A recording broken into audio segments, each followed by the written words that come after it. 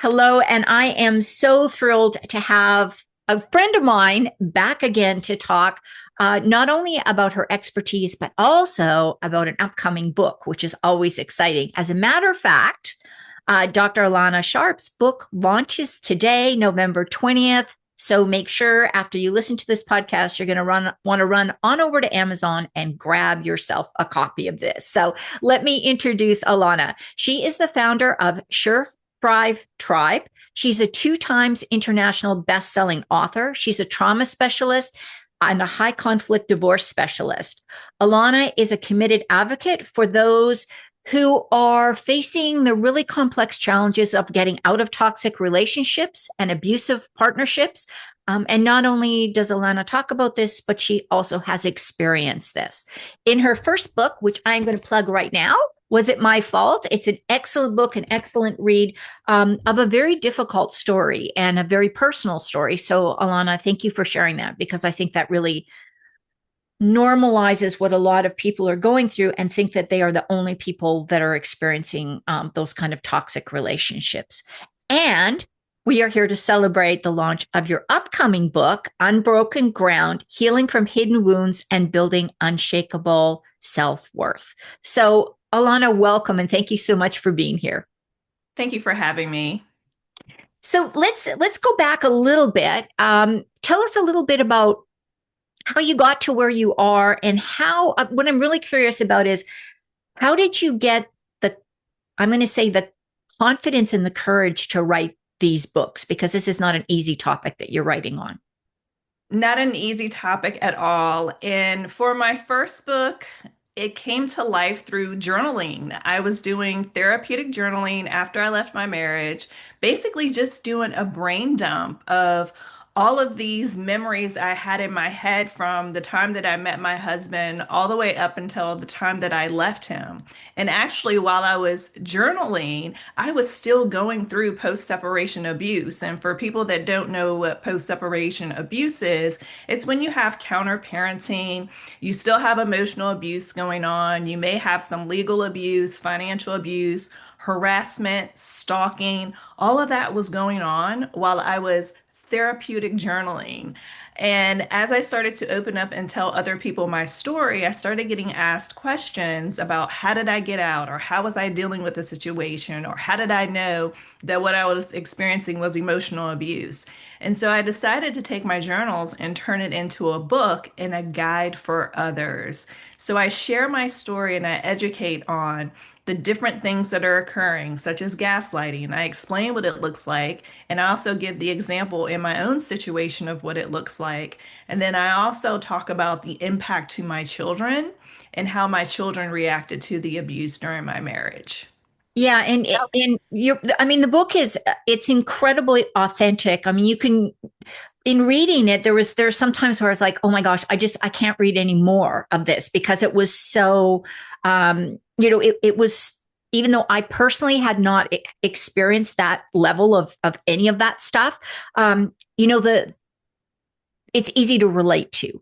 And I think that it really helped me. I send this to a lot of my clients who are, experiencing getting out of these narcissistic, highly toxic relationships. I don't, again, it could be narcissistic, could be borderline personality disorder, it could be Right. It could be many sociopathy, things. it could be a bunch of different Hmm. things, right? So, Yes. cluster B personality disorders, high conflict individuals. Um, you know, it's so hard to know what it's like if you've never been in that situation. So books like this are really helpful, not just for the people that are going through, but maybe for family members to read too, just That's to right. understand. Yeah. So In tell us order a to little help a bit. family member. Yeah, sorry, go ahead, Alana. I didn't mean to cut you off there. Oh, no, you're fine. I was saying, yes, it's definitely good for friends and family because we all may know someone who's going through something similar, and we know that something's kind of off, but we can't quite put our finger on it. So it gives them the signs to look for as well so that they can provide support to that friend or family member. Right. And what I do find is that so many women and men, let's face it, this can go both ways. So many women and men that are going through this have tried to tell people what they're going through, and people go, "Oh, it can't be that bad," or "Come on, it's, you're just kind of you're exaggerating the situation." because quite often these toxic people look pretty good from the outside of the relationship, right? I mean, they're good at putting up this really wonderful persona when they're out in public. That's exactly right. And I experienced that as well because my husband was very charismatic to the outside world. You know, he was the person that everyone wanted to talk to. They just thought he was great, not realizing he was a monster behind closed doors. So when I came out and I started expressing to friends and family what had been going on in the home, and mind you, I didn't say anything for 16 years. Right. So when I started to express what was going on, no one believed me Yeah. because we always look like the happy family outside of the home. So it was hard for them to fathom these cruel things were happening. And like you said, and if you haven't experienced it yourself, you don't really understand it, especially when you're not being physically hit, because everybody associates domestic abuse with physical hitting, but it's so much more than just physical abuse. It's emotional, it's verbal, it's digital, it's sexual. There's so many things that fall under the domestic abuse umbrella that we Right. don't provide enough attention to that happen on a daily basis. Yeah. And finally, some of the states are stepping up, and some of the countries and areas around the world are stepping up and starting to recognize things like coercive control, which is kind of that umbrella statement for all of this really bizarre, super controlling behavior that a lot of these toxic relationships have. That abusive person is using this in ways that are so subtle that even if you were in the room and it was happening, you may not pick up on it. It can just be, the way that they look at you or a tone of voice that you instantly realize, oh no, this is how they've gone. The monster is coming out after this person leaves or after we're out of this situation. Yeah, That's absolutely. correct. You get conditioned, right? So Yeah. after a while, you learn to navigate that person's moods. You walk on eggshells. You anticipate the other shoe dropping and how you're going to react to it because ultimately you want to keep peace. So you're usually the person trying to compromise, or you're the person that is taking fault for something that you know that you're not responsible for, Right. all in an effort to keep the other person calm so that you can go back to a peaceful environment. Yes. And although it's funny, because although I don't, I think I dated a couple of people that were like this, a couple of men like, 20, 30 years ago. But I don't, I think that those relationships just ended really quick because I was like, no. Like, I think I was lucky in that for whatever reason, those relationships ended.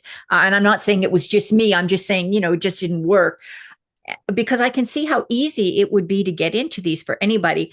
With that being said, I have worked for two bosses now that I clearly know were toxic people because they did this same thing in the workplace. And because I was their direct report, I got the brunt of that behavior. So I do have it from the business side or the workplace side, not from the home side. So let's talk though about your new book because it's a little bit different than your first book, which really lays out that whole toxic 16 plus years that you all experienced together. What does tell us about, the unbroken ground? Tell us about that and what that's, what that's going to shine a light on. Cause I'm really excited about this. Yes, so I called the first book phase one, and I called the next book phase two because it really is moving out of that toxic relationship and what do I do now? Right? You have gone through all of this abuse. More than likely, you have post-traumatic stress disorder. Your body is discombobulated. Like you have all of these things going on, all of these physical things, all of these emotions, and you may have children that you're also trying to take care of as well. So, how do we get back to a normal state of feeling? How do we start to begin to heal our minds and our bodies so that we can be calm?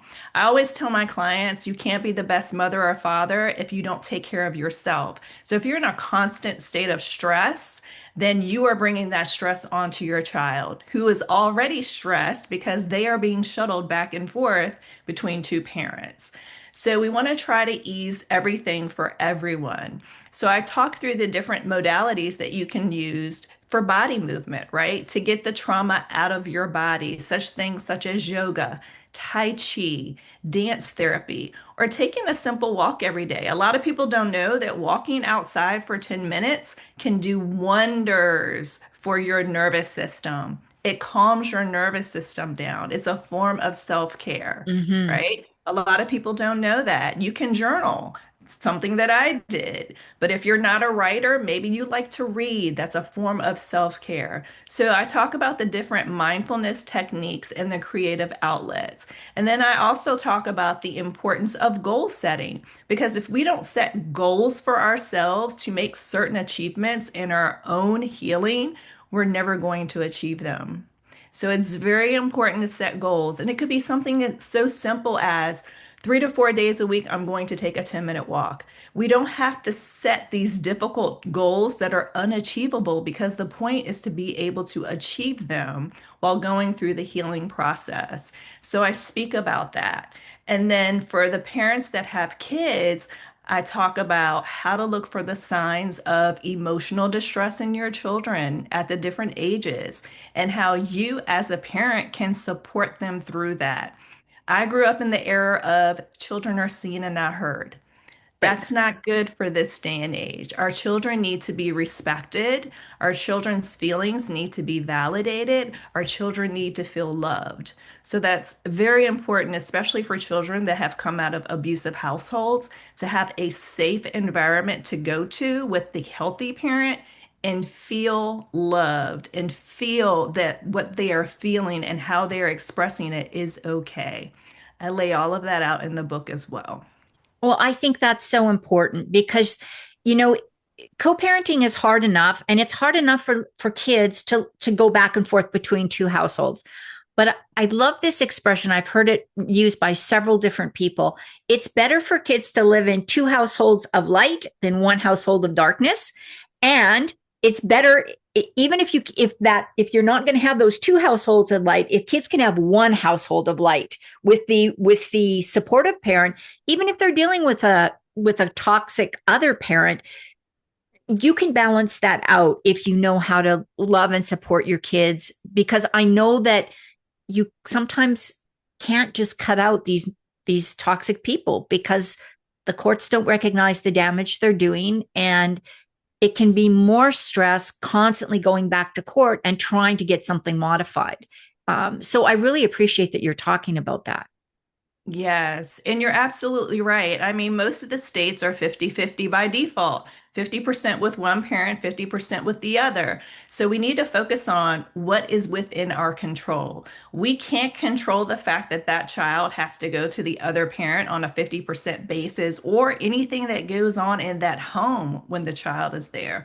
But we can control when that child is with us, how we interact with the child, and how safe our environment is. That's Yeah. something that I stress a lot with my clients who want to control. When, for the mom, for example, well, when he's with dad, X, Y, and Z happens, and I want that to stop. Well, reality is you can't stop that. And there's no court order that is going to stop that behavior. Yeah. Put your energy into what can you do as a mom to be able to raise a healthy minded child into adulthood. That Right. is something that we can control. And we do know that these toxic personalities do play on their kids and play with their kids in unhealthy ways. In other words, a toxic person has no qualms about using their kids in a negotiation or a strategy, or to hurt the other parent. They're going to do this, and you're right. I see so many of my clients as well, Alana, that are so overwhelmed with trying to get, the other parent from bringing the new partner into the house when the kids are there. You know, even if you got a court order saying they couldn't be in the house, how are you gonna monitor that? Are you gonna sit outside their house? Now you got a problem because you're stalking them, right? I mean, if they That's call the right. court, there's all these things that we just have to, at some point in time, support our kids and love them and give them that place where if something is going on that's bothering them, they have a parent that they feel that they can talk to. Absolutely. And if your child doesn't want to talk to you all the time, bring in a therapist, get outside help. Right. Do what you need to do in order for your child to feel safe. That's the most important thing because what happens when we don't recognize things are going on with our children, they start to have suicidal behavior when they get become teenagers. They may start cutting. They may have social anxiety where they don't want to leave the house. Like all of these things manifest from a child that's in emotional distress that's not being dealt with and they don't feel safe. Right. And we know the percentage of those kids that also abuse alcohol and drugs is much higher than the general population because, again, it's a way to self-medicate. It's a way to, not a healthy way, but it's a way to, not experience reality as it is. It's a way to, to move beyond that. And that's unfortunate because yeah, it's the kids that end up paying for those kind of things. So I love that your book covers that. And I think I'm guessing that book probably also covers a lot of information on boundary setting. Is that something that you go over with your, with the audience, that's with the readers? Yes, absolutely. And I'm glad you brought that up because I do touch on, okay, now that we're healing and we're ready to possibly start dating again, what does a healthy relationship look like? Because we just came out of a very unhealthy relationship. Do we know what a healthy relationship looks like? So I talk about that as well as setting healthy boundaries. A lot of us grew up with having our boundaries trampled on from the time that we were children, which led us into these toxic adult relationships because we didn't know how to establish boundaries. So it's very important to learn what are healthy boundaries and how do we establish those. And you actually need to practice. I mean, I'm not good at setting boundaries myself. I have to practice setting boundaries, speaking up in the moment instead of speaking up later on. If you don't feel comfortable with something or you don't like something, speak up at that time instead of regretting it later. Right. And then saying, oh, well, I should have said something about that. So that's one thing that I point out as well. Healthy boundaries are really important for our own mental health and so that we don't get walked on by other people. It's a protection mechanism for us to protect us. Yeah, what a great reminder. And I think the other thing is if you are reading these books and you read the first book, one of the thing this book wasn't my fault. One of the neat things is that you have actually pointed out where the little, where the flags are, where the little red flags. And I can't, you probably can't see this, but there's actually a little red flag in the book that lets you know, hey, this is a sign of of a problem of a toxic person's behavior. Um, and I'm guessing one of those things around the boundaries is look for patterns that seem to be repeating from your prior relationships, because a lot of times, like people pleasing, that's something that a lot of people do, especially around this time of year, right? The holidays. We just do whatever anybody wants us to do, and it's okay to say no. Absolutely. If you don't want to do it, if you're not comfortable with doing it, say no. Yeah. Say no. And Yeah. you're right. In the beginning of the relationship, I could point out many things when I was dating my ex-husband where he crossed a boundary.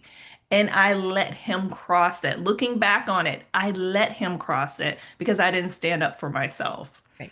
So we know in the moment when a boundary is being crossed, but we don't always speak up for ourselves And because, I again, we want to people please, like you said. Well, and I think it's also um we're not always in a good place ourselves, and Right. it's okay to not be in a good place, and you should, and I know, Alana, you're very much supportive of, don't beat yourself up because you let something happen to you in the past. You do the, what is it, Maya Angelou says that you do the best with what you know, and then when you know better, you do better. That's not exactly right, but it's somewhere along those lines. And I think that's so important. And that's why getting educated, if you have been in one of these toxic relationships and working with somebody like Dr. Alana Sharps, that's not only been through this, but that has the expertise and the training to be able to walk you through this and come out the other side with that feeling great about yourself and being comfortable in setting those boundaries, because it's not always easy to do. That's right. It's very difficult to do because you don't want the other person to think negatively of you. You don't want to be seen as the difficult person. So a lot of times we let those boundaries slide. But when we practice self-compassion, which is understanding and treating ourselves fairly, we have self-worth. When we have a self-positive image, it becomes easier to establish those boundaries and to stick to them. What a great message, and what a great way to wrap this up. And I know we could probably talk for a whole lot longer on this, but I think you've really highlighted some things. And you also have an amazing gift for the listeners. Can you just tell us a little bit about that gift? The gift of understanding and listening and empathy. I'm a very empathetic person, and I sympathize with any and everyone that's going through something very difficult. Yeah, and this is authentically Alana. Every time I speak to her, she is so compassionate and really has a heart for people that are going through these really challenging situations. Alana, your book is coming out today. Give us the title again so people can go find it on Amazon, and I'm going to make sure the link is in the show notes. Yes, the book is called Unbroken Ground: Healing from Hidden Wounds and Building Unshakable Self-Worth. What a great title. Now, if people do want to find out more about you and what you do, or maybe connect with you to work with you, what's the best way to do that? The best way is to go to my website or to my social media. My website is sirthrivetribe.com. And my social media handle is at Alana Sharps on TikTok, Instagram, and Facebook. Wonderful. I will make sure all of that is in the show notes. Dr. Alana Sharps, thank you so much for your time today. And thank you so much for writing these two amazing books and for all you do for people that are getting out of these really toxic relationships. Thank you very much for having me.